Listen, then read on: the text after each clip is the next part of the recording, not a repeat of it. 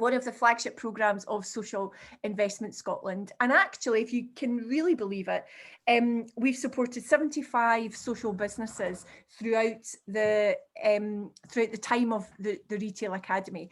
And it has been an incredible journey. So what is it all about?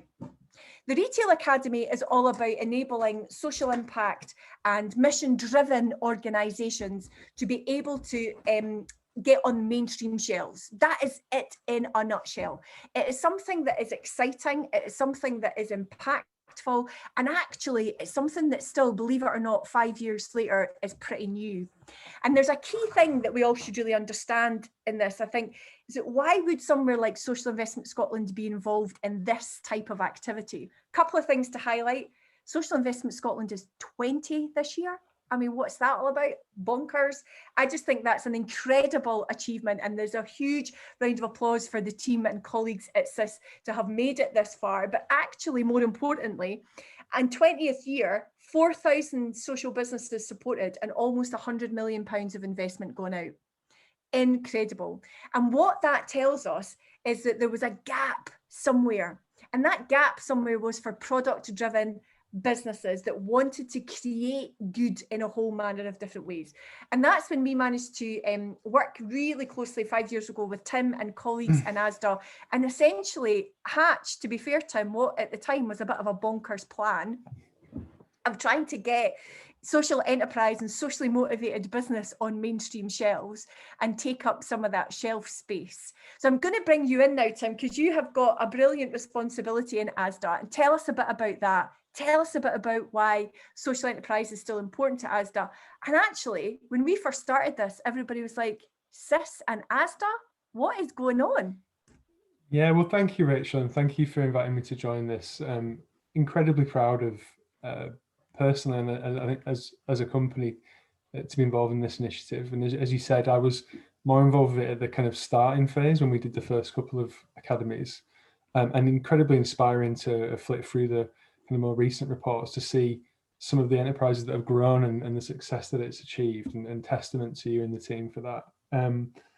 Yeah, I mean, it is a bit of a different world for Asda versus where we started, but some common themes remain. So I mean, some of the meetings I've just come off, we kind of are talking in terms of environmental social governance now, probably moved a little bit beyond where we once were. It's all long acronyms, but effectively, we as a company, no secret, you'll see in the news, are kind of moving towards new ownership.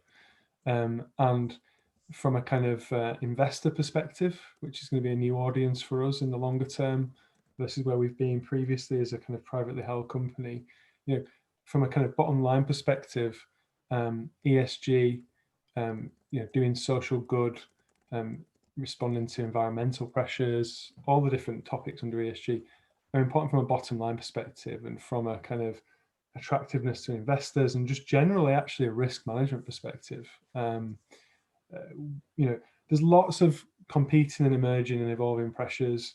A good example we were just talking about on the previous call was high fat, salt, sugar legislation that will come in, and almost, you know, that's going to be a fundamental change to the retail sector in terms of where in a store you can place product, implications potentially around like advertising rules.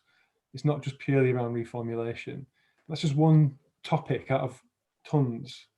And so kind of trying to get on the front foot, trying to innovate, trying to look beyond what kind of our standard practice is has never been more important. And I think that's where social enterprises such as those involved in this have always had a bit of a kind of trump card, because you're already doing something slightly differently. And I guess the other side of my role, again, we knew it back then and it's not gone away, it's just growing. I don't have a particular slide or stat to share with you, but just customers' expectations, understandably continuing to rise. And yes, we've all been massively disrupted by current events, but I think the issues of sustainability, diversity, giving back locally, and tackling big societal issues like food poverty, etc. And people's expectations of that, understandably and rightly, have risen. The bar has gone up over the years, and it's not going back down. And again, that plays into the potential strengths of the kind of social impact that your organizations enable. So, I mean, hopefully that wasn't too waffly. That kind of gives you a flavour as to why this is important. And personally, you know, I really like the entrepreneurial spirit to this. I always have, and I think that's the other selling point to this is being agile, doing something a bit different to the big boys. You know, investing in local and investing in small is still something that Asda's proud of. We still have a local sourcing team, and you know, I'd love to see this program drive more of those organisations into our chain, onto our shelves wherever possible. Hopefully that answers your question, Rachel. I'm happy to take Yes, any others. absolutely. And I know, so we're all juggling lots of different things at the moment. I know that Tim has to shoot off. It's Hiya, oh, Margaret. hi, Margaret. Lovely to see you. We're live, Margaret. So well done for joining us. Yes. We're having quite the moment today. I was just caveating everything with we're live, just to make sure everybody has the appropriate language. We are, Tim's got lots of things going on, so Tim is in and out. If any questions for Tim or anybody from Asda, we're more than happy to Yeah, I them can always follow. I've got another 5 minutes, but I can always follow up afterwards as well, Rachel. Fabulous, thank you so much. And just so that everybody is aware, a key part of the learning of the Retail Academy is the involvement with Asda. One of the most incredible parts of the programme when we first developed it was just understanding the logistics that goes behind trying to get things out and on the shelves. It never fails to blow any of the social businesses that we work with away, just to get a head around the scale and the size of it. And it's always great hearing from the guys like Tim and others about the kind of levers that need to be pulled, as well as the motivations for having stuff on the shelf. It's a really impressive outfit, and I would urge anybody listening today that wants to know a little bit more about that, come and join us at the Retail Academy, apply, get involved. It'll blow your mind. Sorry to interrupt. The other way to think about it is, like, you know, what works in Asda, that we're all different, but we're all kind of the same. You know, if you can crack it with one of us, then the hard work is kind of done. And I think from memory, Rachel, in the early days, we did see some organisations that may have started with a listing with us, but managed to get an even bigger listing elsewhere. Obviously, we want the best first, but from a kind of social perspective, you know, I'm of the view that, you know, the more you can get across all the retailer shelves in the longer term, you know, the better. So I definitely think, you know, from what I've seen, it's proved very useful for SEs to kind of just learn those basics, even just things like, will it fit on the shelf, through to the trends and the really clever stuff that Margaret will talk about. It's all useful learning for where you might want to go. Absolutely. And I'll never forget, we've got some household names now that came through the Retail Academy. Hey Girls, for one, first started and developed through the Retail Academy, and also Brewgooder first started. Brewgooder, Absolutely brilliant. And I remember the actual panic at some point of physically not knowing whether things would fit on the shelf. Those simple moments, because who knows what size a shelf is. I'm geeking out on all of this because, of course, we know all of the sizes of the shelves. We know exactly what bay needs to go where. We can tell you exactly what customer optimization is going to hit. And that's the kind of stuff that we cover. And exactly as you said, Tim, we get excited about it because if you could get socially motivated products on all of the mainstream shelves, look at the impact and the difference that not only can we make for consumers, but also for all of the social enterprises that want to do good with the profits and the supported environments that they can create. So it's a really special project on a number of levels. Magic. Well, I'm going to just leave that contribution there for Tim, and I'm going to bring in one of, quite frankly, my favourite people, new to being on my favourite people list, but actually pretty much rising to the top fast, which is Andrew. Andrew, thank you so much for joining us. We're incredibly jealous because I think you are in Spain. Is that the case? No, I'm in London, which is one of the worst places to be right now. I came over for Christmas for 2 days. Spain locked the borders, and I've been here ever since. So yeah. Well, I sort of feel for you. Kind of. So thank you so much for joining us. So just to give everybody in the room some context, Andrew is an incredible social media and social narrative and marketeer specialist, and has done an incredible amount of stuff. We've sadly not got enough time to go into Andrew's career, but again, you know, please join us if you can and check out what we've got, and hopefully Andrew will be able to share some of that in the Retail Academy at the end of April. But I just asked Andrew along because we're seeing different ways of doing things. The pandemic has created an environment of extreme change, and an environment of change around social media, around environment of change around marketing and digital presence. And sometimes we don't always appreciate how fast that has moved.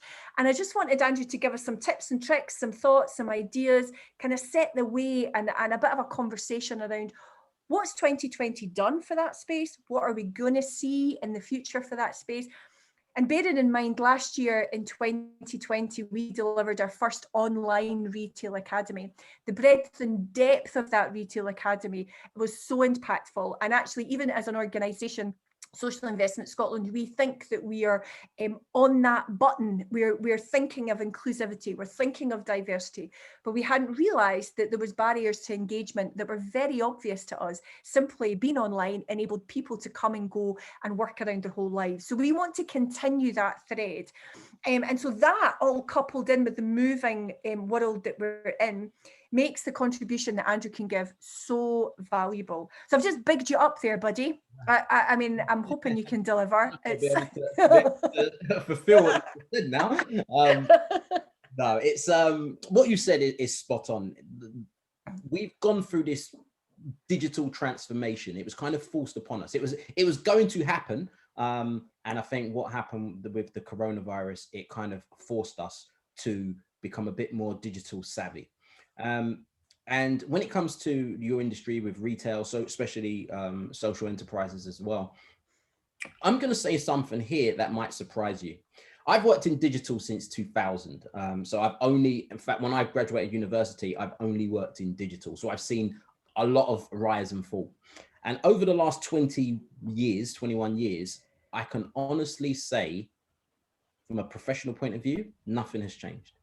And that includes the coronavirus. And what I mean by that is you still need something to sell. You still need somewhere to sell it, and you still need someone to sell it to.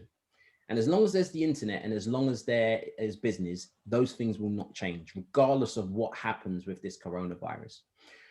Obviously, somewhere has changed more to be online, but obviously offline, once we get back to the new normal, is going to be there as well. But when we do talk about change, it's really two things. It's people's behavior has changed and technology. And they're the two things that change all of the time. So as a retailer, we need to be aware of what are the key things that's changing.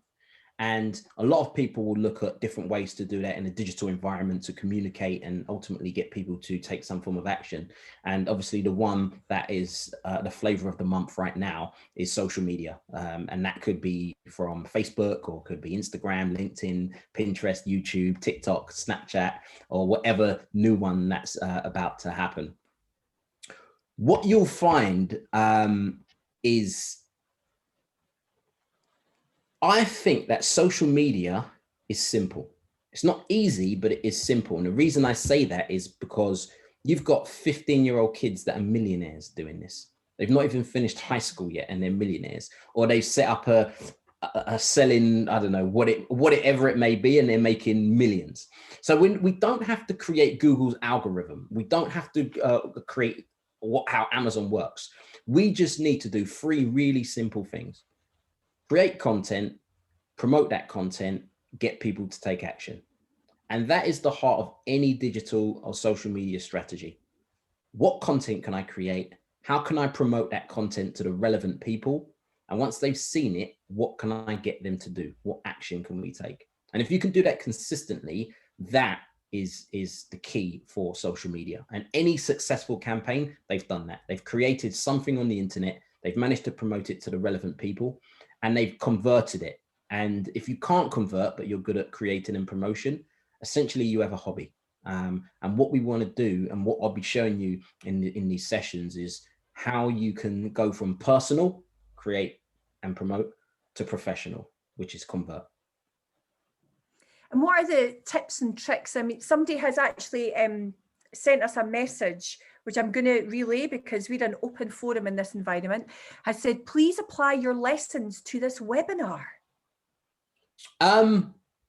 Okay, well, I'm not sure what that means exactly. But when it comes to apply the lessons, I don't really get what that means. I don't know if anyone else, if you can. So it's Donald, come and you can send us another message. We'd love to know, because we're an open environment.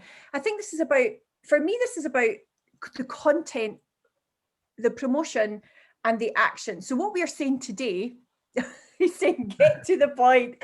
What we're saying today is the content around the Retail Academy is really crucial and vital. It is lessons learned around how gaining customer insight, how to promote and understand what works on the shelf, how to know the logistics and the operations, and also the marketing part of it, and also the product that people really want to buy. Creating that, promoting that, and then the action has to be that somebody wants to buy it. But you can do that in several ways. It's not just enough to be on a shelf, is it? You have to have a story to tell. You have to be able to engage people in a different way. And often within social businesses, we do fall down a little bit because we think the story carries more, when actually it's all of it together. It's the good product, the good operations, and the good story. It's a bigger package, isn't it? Yeah, because once you tell the story, it goes down to the whole know, like, trust before action comes. Because one of the key things that we need to be able to do is understand that what can we do so people get to know us. So when we put out content, that's getting people to know us. Then we've got to get them to kind of like us, or at least respect us. And once they do that, then you can build trust. And once you build trust, then people are likely to take action. Because ultimately, what we want to do is get people to take action. That action could be to buy, or that action could be to go somewhere and buy. But ultimately, that's the thing. And that's why telling that story, that's why building trust, building authenticity, building your personality online, getting people to really want to follow you, find out more about you is key. And right now, social media is a fantastic place to do that, be it via videos, images, text, audio, podcasts, whatever it may be. These are good ways to do that. And has there been any product or any story that you've seen over the last little while that's really resonated you, Andrew? We thought that was a great campaign. They did that brilliantly. So when it comes to, for example, there's a company called Seed to Branch. They're very good on LinkedIn. And the reason why I like them is because on LinkedIn, doing company pages, especially for small businesses, is very, very difficult. And the guy who runs it, a guy called Chris, he's managed to do it in a space of a year, pretty much since the lockdowns happened, to over 45,000 followers on LinkedIn. And he's gone from pretty much a service, not really doing bits and pieces, to actually a fully fledged business that's selling products as well. So, and he's used LinkedIn. How he's gone about doing it is, when it comes to content, there's 3 types of ways to create content. You can either make content, so that's making videos or images, audio. You could either document, and documenting is, rather than making it, you've got your phone and just documenting what you're doing, and within that commenting.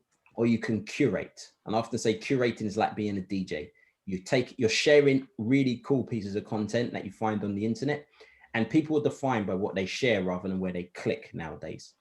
And the Seed to Branch guys, they focused on curating. So they post about 3 or 4 times a day, using other people's content, giving credit to them as well, so they can be seen. And they built up their following from that. And then off the back of that, they sold a number of t-shirts, especially like limited ones, t-shirts, mugs, a few other things as well. So that's just one example that I've seen on LinkedIn, just because it's not the usual Instagram, or this is what this company done on Facebook or whatever it was. So Seed to Branch is one of the ones that really stood out to me. Actually, those guys, and they kind of showed me what they managed to do, which was great. It's great. It's always brilliant to hear about, especially on an unexpected platform like LinkedIn. And I think that's one of the things that's really important about the Retail Academy, is that you start to get sparked off different ideas about, oh, actually, could we sit better there? Could we be more involved on Twitter or Instagram or Facebook, rather than thinking that you have to do all of it? it kind of focuses you into one way or the other. Definitely. And I think that's one of the things we want to get across around the opportunity within the Retail Academy. Applying for the Retail Academy isn't going to come on board and just be handed lots of information and told exactly how to sell your product on the shelf. It's actually a bit about a discovery of where you sit and fit within a marketplace. Is your product fit for purpose? Do you understand your customer? Are you supported enough to do the logistics required? And what is your story? How do you convert all of that into people buying into your story and that authenticity?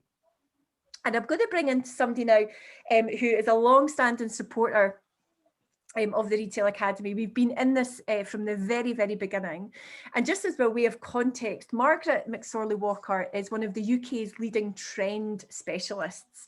Now, she'll blush for me saying that, but it's absolutely true. And we are thrilled that she's a long-standing supporter of the Academy. Margaret works for all kinds of different organisations and also leads her own organisation and a very successful down in Castle Douglas, and she can sort of mention that a little bit as well, I'm sure. But one of the key things that's really important is not just to look this way and understand your product here, but also to look beyond. What is next? What is coming? And how do we create the environment and the buzz around what we've got to sell somewhere else? So Margaret, come on in and tell us a bit about your Retail Academy experience and also the context of trends and everything that we talk about. Okay, right. So I'm Margaret McSorley-Walker. So as Rachel said, I'm a food consultant and my passion and expertise lies in product development, innovation and trends. So it's the whole package, really. I'm mainly a food person. That's my passion. I've been really lucky to always work in food, but a lot of the trends that I see in innovation, they do spark off into other places. So if you see a trend in, say, for example, like vegan, for example, well, you can have a vegan shampoo and vegan clothes, etc. So you can look at the food trends and not think, oh, that's just for food, it's not for me. You could look at it and maybe think that'll translate into soaps or hand creams or, you know, whatever, you know, your product or service is, because the trends do really sort of branch off into different areas. So I've been really lucky to work with a fantastic group of people in Social Investment Scotland. I keep coming back after over 7 years. So I think in one hand that speaks volumes, in the other hand, do they feel sorry for me? Do they just feel they need to give some sparky girl a gig? I'm not sure. But either way, I think it's an absolutely magnificent and fabulous place to be involved in. So I thought I was going to wax lyrical about the Academy. I don't know if I've got my brief wrong. So I might just do that very quickly. Which isn't unlike me to get the brief wrong, but it usually comes round and I can spin it quickly. But I've been involved with SIS for over 7 years. I met Rachel at Asda. I used to head up the innovation team at Asda. So I used to just, you know, come and speak as an Asda person, and now I speak as knowing Asda, but knowing other things. I think the Academy is wonderful. So through all of these 16 workshops, you know, what are the benefits? So you get access to world-class information. So being a small enterprise, you might not be able to get access to that. Opening doors through Asda helps. And also you might not be able to afford it. So through some of the work that SIS do, it's there for you. So I think that's really important. Networking, I mean, through SIS, the networking, even tonight, you know, seeing Andrew's face and Stuart's face, for me, I'm thinking, oh, great, some new friends that I can tap into. So the networking is massive from SIS and from Asda. It's key, it's crucial, it's supportive, it's helpful, but also you can link with all your cohort, and they are a mine of information also. So exposure to experts comes into the networking. So from SIS, as we said, from Asda, people like Andrew, from Barclays, all the different people that come through. I will come hopefully and talk about trends and innovation, and some of these little nuggets that we all give will hopefully help the cohort to, I would say, improve, grow and mould their actual product or service. And maybe that story isn't enough, but then maybe they'll learn about a trend or, you know, a new way from someone else that can help them go. I think experiencing new skills is a massive thing from SIS. So you have things like marketing, talking about e-commerce, budgeting, profit and loss there. I say words like that. I don't do accountancy. I'm a foodie, so I've got a husband that's an accountant for that reason. But you learn how to pitch to suppliers. You'll learn really so many more sort of skills from here. It will help grow your confidence, because all of a sudden someone else is helping you and you're not on it alone. And you'll do a bit of team building, you'll do problem solving. So through the cohort, you'll all talk about different experiences, problems, issues. And from that, you might just think, that's exactly what my problem is, and you've just told me the answer. Or there might be two people in it together that can help each other. You can brainstorm. There's also that exposure to the right people. So the great companies that Rachel mentioned earlier on, Brewgooder, the wonderful Celia from Hey Girls, the Shetland Soap Company, you can pick their brains. They've been there. They were here a few years ago and they didn't have a clue what to do, and now they're successful, they've got a listing. So you can pick their brains, and that, I think, is absolutely gold dust. You'll learn a new language. You'll learn from Asda, about golden quarter, MCE. You'll learn all these different words and you'll think, what on earth do they mean? What's an RSP? What's a cutter guide? You will learn a new language, and that language will really, really help you be an expert in your own field and help you move forward. They'll see you as an equal and it'll help. So that's really quite crucial, I think, as well. So we learn all of that. What else do we know about the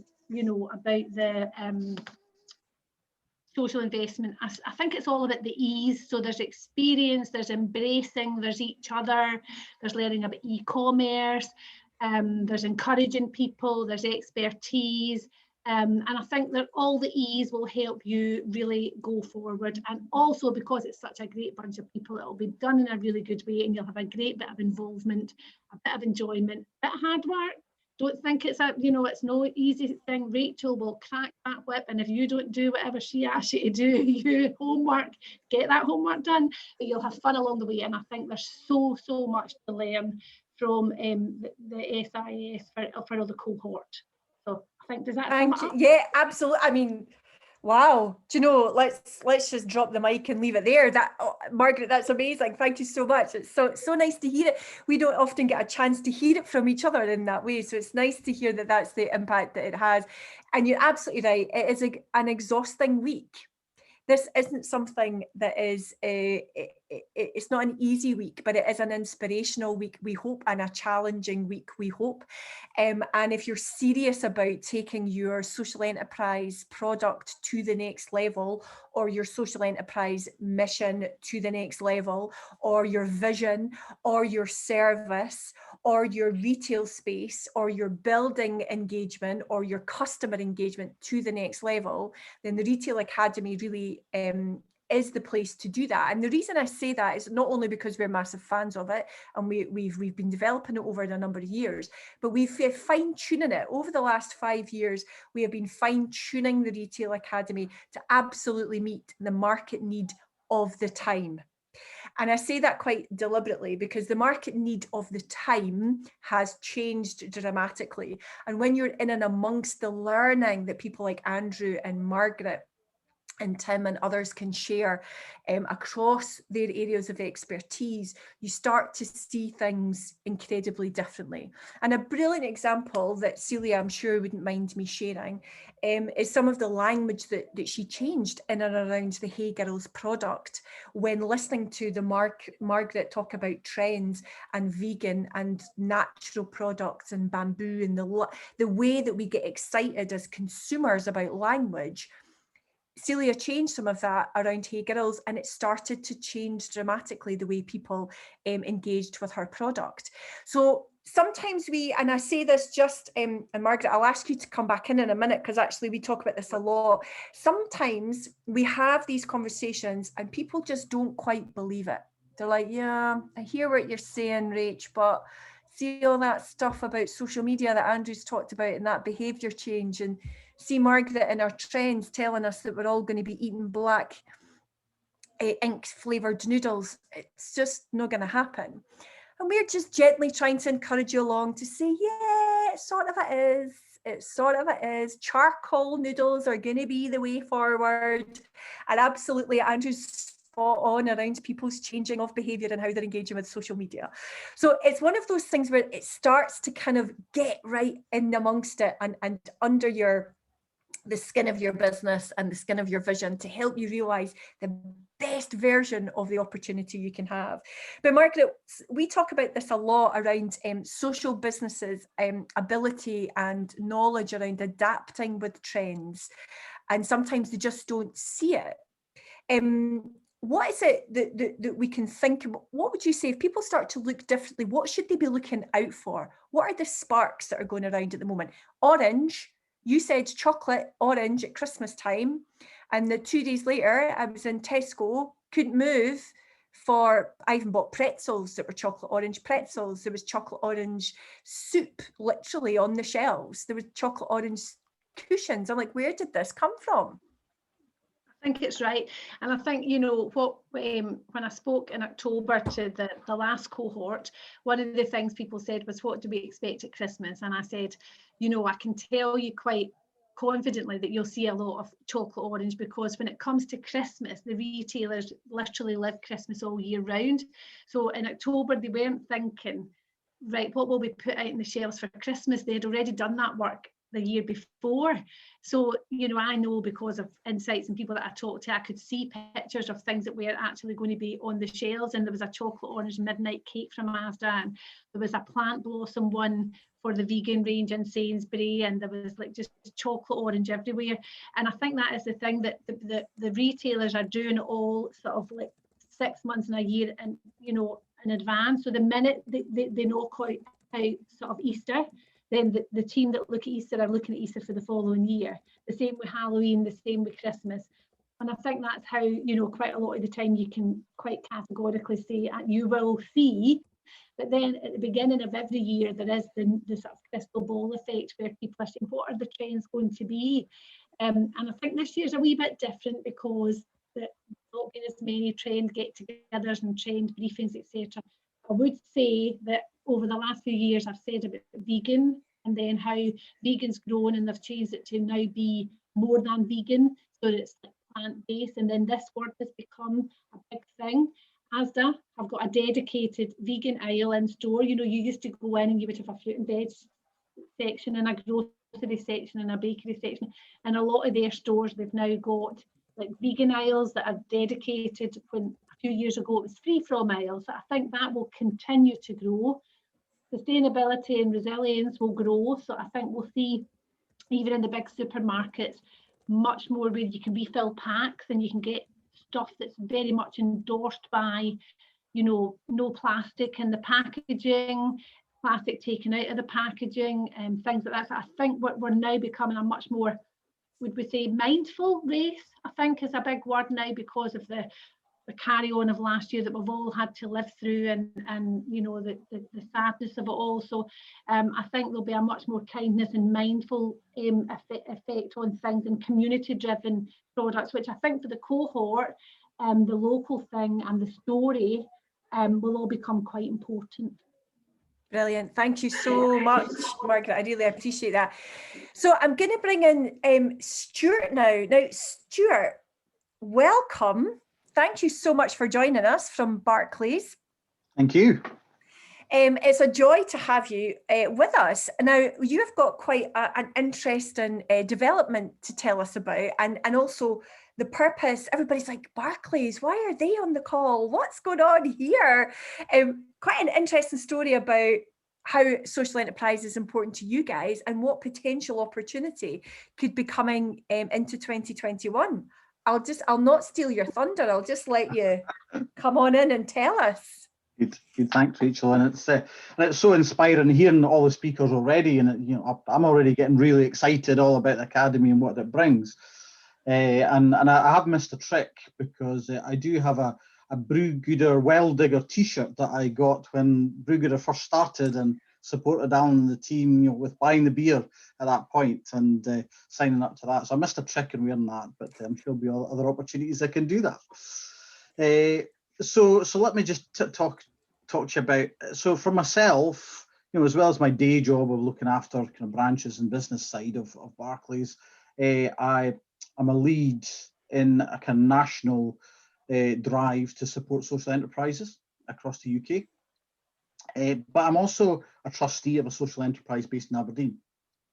And I've always been into entrepreneurial stuff, so I get really excited about everything, and I've got a lot of passion round about that social enterprise piece. And we've been working, we've done a lot of research, work with Chris Martin at Social Enterprise Scotland and Josiah at Firstport, supporting various programs there. So it's really exciting coming along, and I think the ecosystem for social enterprise, for entrepreneurs anyway, but certainly social enterprises in Scotland, I think is far ahead of anywhere else. And just listening to some other speakers tonight, some of the key things, a lot of what in terms of research, in terms of my experience, people will go, yeah, but how do we scale up? And how do we get into the big boys and the Asdas and things like that? The Academy is a classic example and huge benefit to say, and as Margaret said, it's all about that language and understanding how does all that work, and you don't know what you don't know, so it's all about getting into that and getting that experience. So from a Barclays perspective, we are very keen and passionate about not just being a transactional bank where you go and do your banking services, but how can we make a difference to the communities that we live and work in, and just help drive that whole piece. And we do lots of things about life skills and digital skills and helping people along the way, but also a key part of it is helping businesses in the community, particularly sustainable businesses that are local, that have that, and you're looking at those that have that local benefit, but also that environmental benefit, circular economy, so keeping that money within the economy and driving that through, and just really making a difference. And it's important to understand, I think a lot of organizations and things perhaps don't spend the time in understanding what is a social enterprise. Maybe when they see a social enterprise, think, oh, it's a charity. Not necessarily. Trading income, you want to grow and drive to scale up. You need that drive to be able to make a difference. So we spend a lot of time and have developed that aspects and just using some of the stuff we do. So we've, part of our business is called Eagle Labs that we have all across the country, which is all about entrepreneurial activity. And it's using the benefit and the skills that were built up from that to help the social enterprise ecosystem and social enterprise, individuals and that aspect. So there's a huge amount of things there. We've got a relationship with Ethical Angel. And so using that, to help social enterprise get the benefit of that. Often, what we see constantly, and we've done some mentoring sessions with social enterprises, what you get is there's lots of fantastic ideas, but sometimes it just lacks the business or the commercial, skills and understanding. So it's all about helping get access to that and the benefit of that. So it's really helping to drive all that and introduce them to people we know in our network. And somebody said before about the power of a network.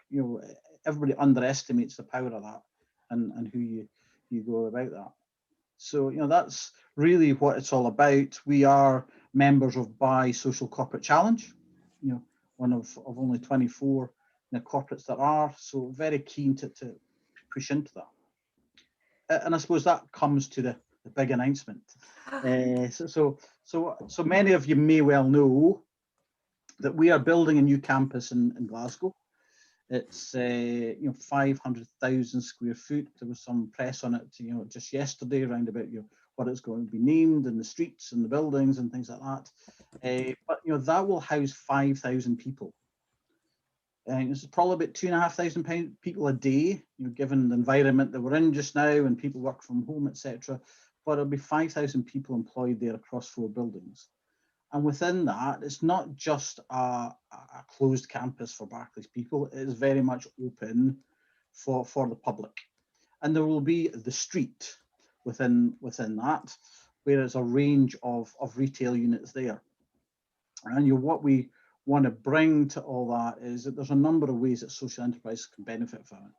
So one is the products or services that social enterprises have to all our staff that are located there. Whether that's in a physical element or whether that's in a kind of digital virtual element, but getting that out to them. There'll be pop-ups available to showcase exactly what those products are across the various buildings and at various times.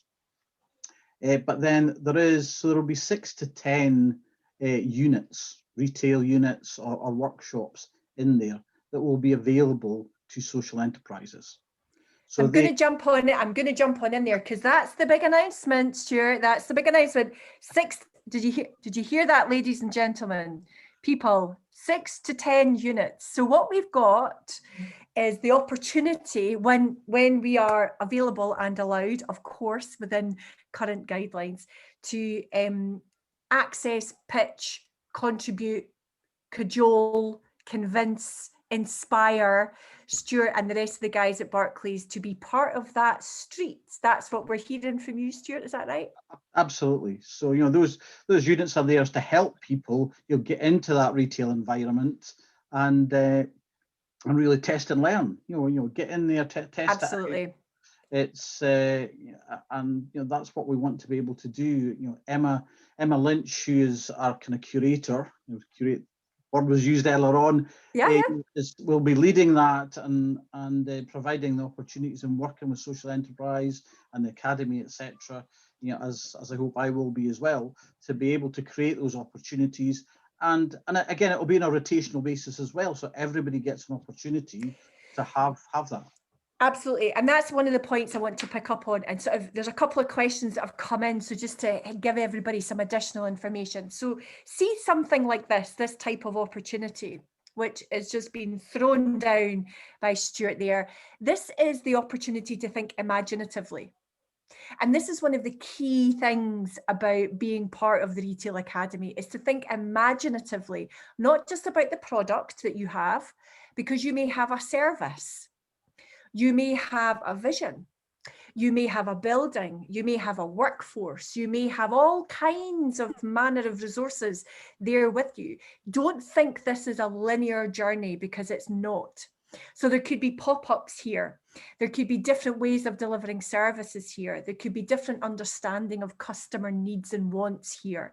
So this is the time to use this opportunity to think imaginatively. Now, we're in a completely uncharted territory in terms of what's possible now into 2021.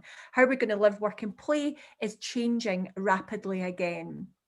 And that's one of the key things that we hope that you're going to get from the Retail Academy at the end of April. There'll be that exposure to who's doing something next, that exposure to how you navigate your way through the logistics of constraints and challenges.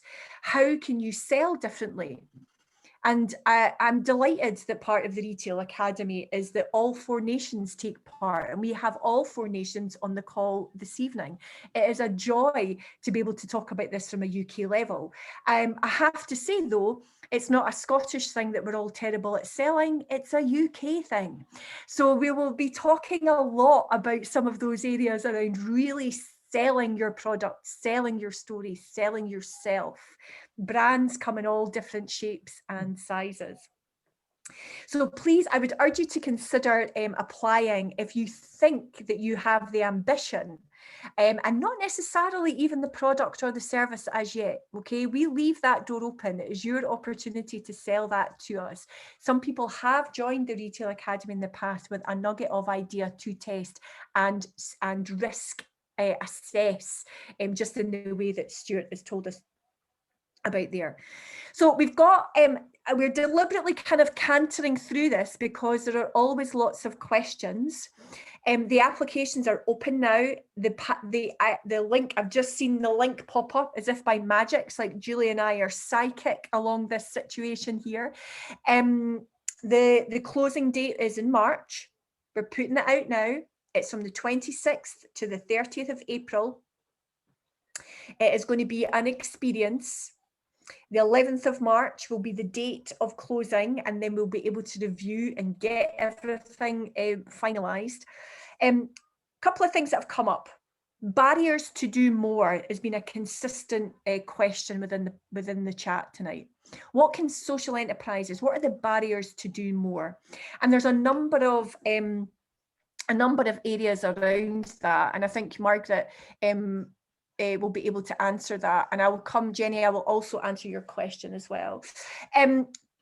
barriers to do more is an interesting one, because barriers are often knowledge barriers. And one of the things that we break through at the Retail Academy is the opportunity to test, challenge, and chat about the barriers to engagement. So always, always, always, customer profiling is a gap in knowledge. And I just say that from an experiential point of view. I just say that from somebody that's been delivering this for the last 5 years.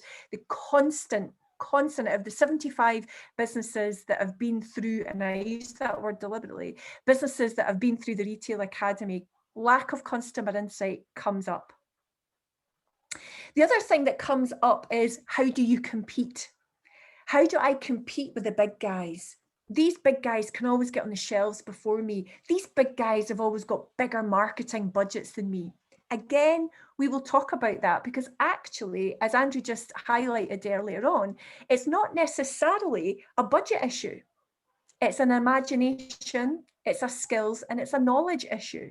And actually, from a social enterprise and social business perspective, the rogue element that I am, it is a confidence issue.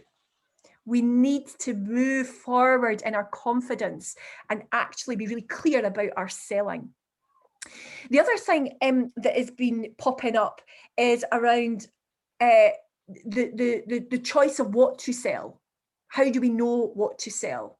And there's always a really interesting evolution about product, and Margaret does a great piece around the product development wheel. And I think one of the key things about the programme is make sure, if you are involved in any part of that product, service, vision part of the business, that the right people come to the academy. Often people come and not sure where they share that learning. If you want to get involved, be clear that you're going to be the person driving that element of it. There will be certain sessions and certain areas where other parts of the team can join in for sure. But it's a very specific learning journey. It's about thinking through the next stages of your plan. Now, there's a question here, Margaret, specifically for you, and the question's a great one, and I want to come to that, and then I want to keep opening it up to the floor for people. Is that we're used to a lot of choice in the supermarket, and should we expect this to change given the current circumstances, given obviously Brexit is a massive issue. We're not going to, we will touch on that actually at the Academy for sure. But there are a number of different constraints that we've never been faced with before.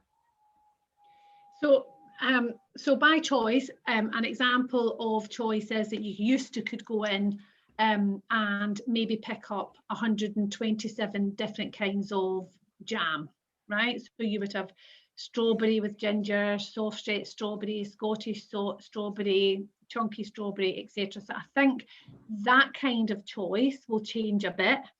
But I think what will happen is that the choice will change in the supermarkets, for example, just zooming in on them, will find different ways to give the consumer, the buyer, the choice. So you might have been able to go in and buy some veg, and now you'll be able to maybe get online a veg box. And in that veg box, there might be things that you might not have bought before. So the choice in there will extend your thoughts about, oh, I never thought I'd try that.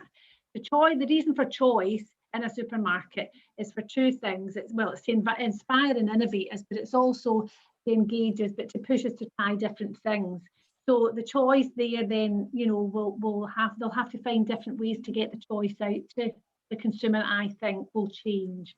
And I think the supermarket shelves themselves will still have loads of choice, but the choice will maybe be in smaller buckets, if you like. As I said, rather than having a massive jam fixture, it'll be smaller there, but then there might be different honeys for a change, or different spreads, or some innovative other things there. So I think that the choice will still be a very big driver.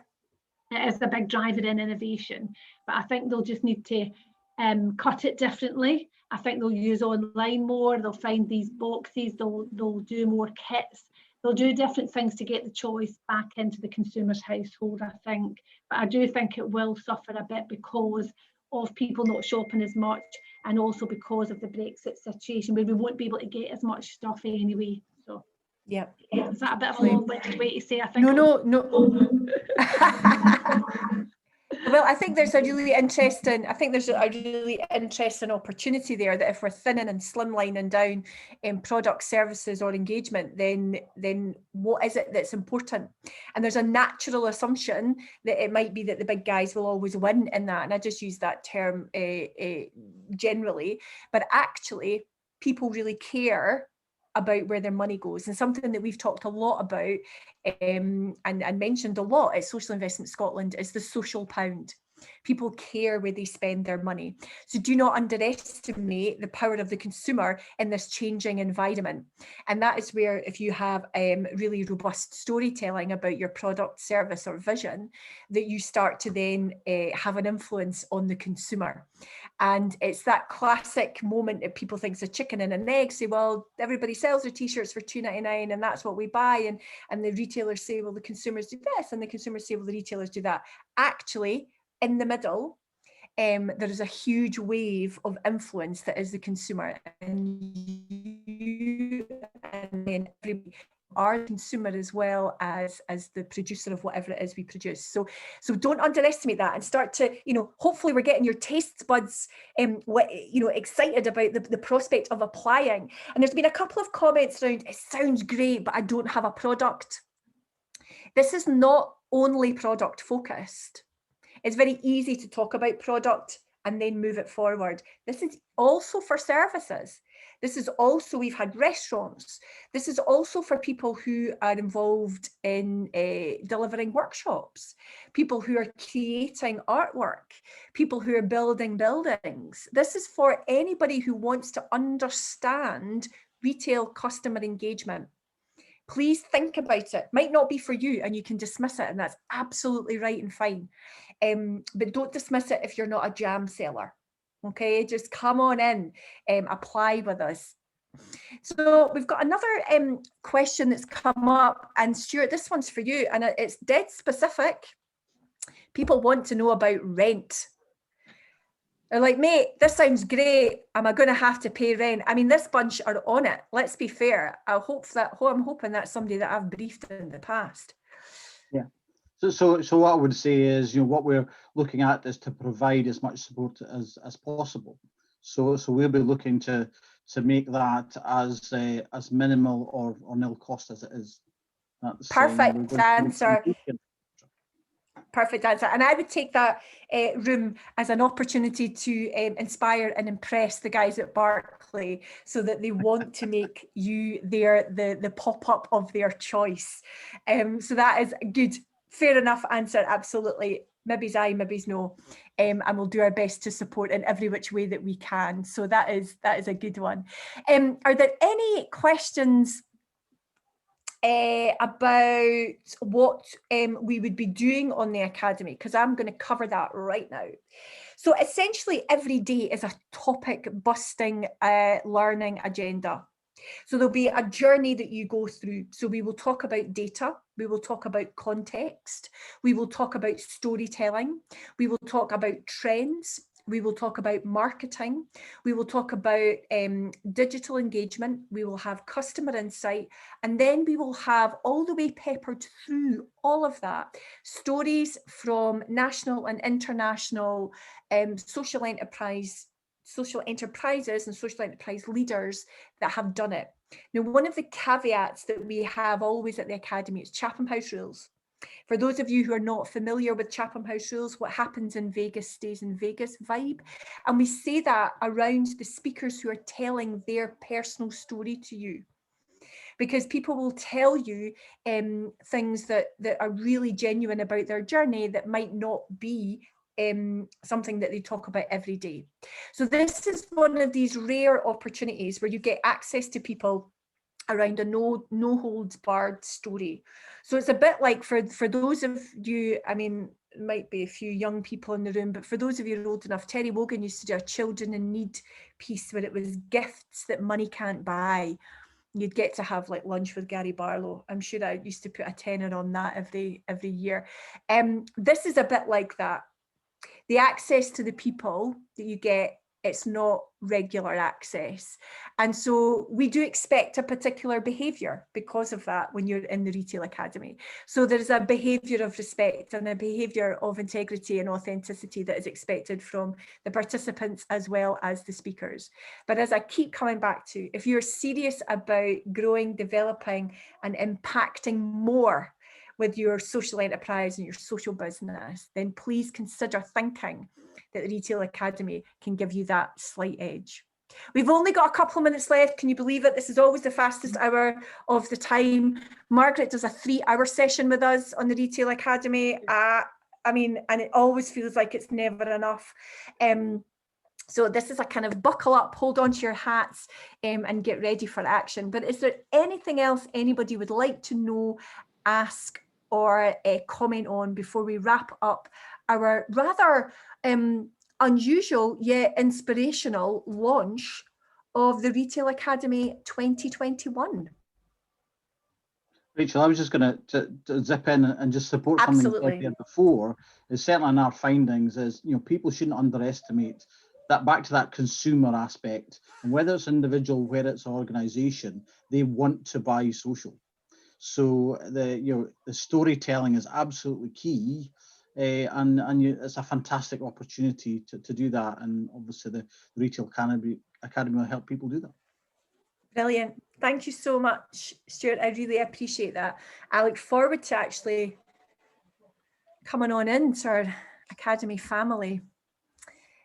Let me just check one there. Thank you so much, everybody, for joining us. It's a whistle-stop tour. Huge thank you to Margaret, a huge thank you to Stuart and to Tim and to Andrew who joined us, just to give you a flavour of the calibre of people that will be involved, the approach that we take, the ambition that we all have for social enterprise, not only Scotland-wide, but UK-wide, and the dedication that SIS puts into this. You know, it's one of those programmes that people are always a little bit surprised that SIS does. Absolutely not. Absolutely not. This is about supporting ambitious and incredibly visionary people who want to make the world a better place. And for a social investment lender to be at the heart of that and part of that absolutely makes perfect sense. So we are incredibly excited. We've launched now. It's out in the ether. We always have a huge response to this. Please contact Julie or myself if you've got any questions or if you'd like to know any more information. It is an exhausting but a moving week, and our entire focus from now until the end of April is to create something that is of the moment, is to make sure that we have got our finger on the pulse and we're bringing the best possible opportunity to you guys that want to make a difference so that you can flourish and go forward. So thank you so much for joining us. Please have a good evening, take care, and I'll see you hopefully at the end of April. Bye. Bye. Have a good evening. Bye, everybody.